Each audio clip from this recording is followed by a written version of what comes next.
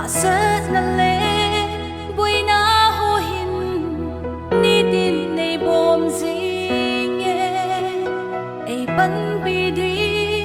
umlou bangin lai di adap ngeiye Pakai kalangai nafa ahing jinge Keidin Pakai APHAI O Keidin Pakai Kalam homin kilang hi Chongloi Keidin Pakai yung pising ay ngalupin ay kaya dingin Pakai APHAI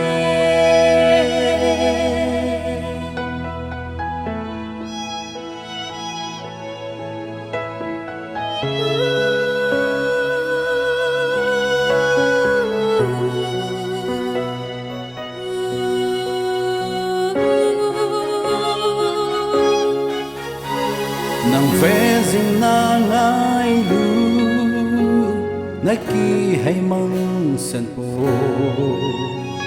Na musa zi na umpina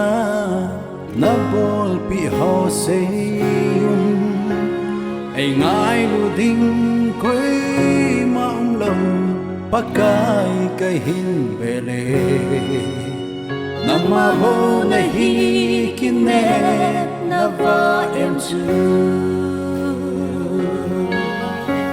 Keidin Pakai APHAI O Keidin Pakai Kalam hungin kilang hi Chongloi Itigin kahe yung pising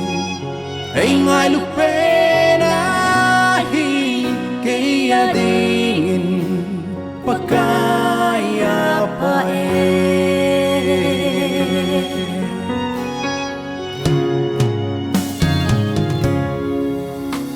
Nang malamapang ho Hudo lawa pangwi Sa Gangte ho Namusa su na binakilang Kay dòng hít chi ka đi pe na keng mula hi Itu alu penen ken dòng ka ta san Keidin Pakai APHAI O Keidin Pakai Kalam hungin kilang hi Chongloi Itigin kahe yung pising ay ngay lupen ahi kaya dingin Pakai APHAI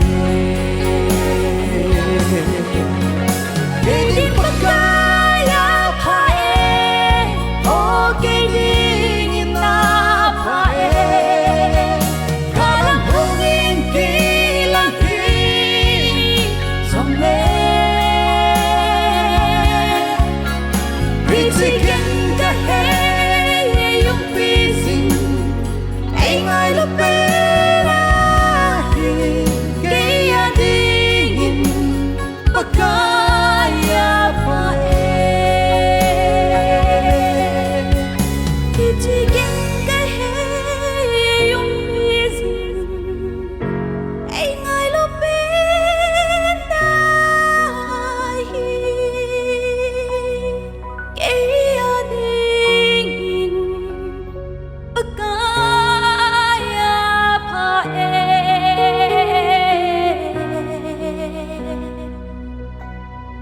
kaya dingin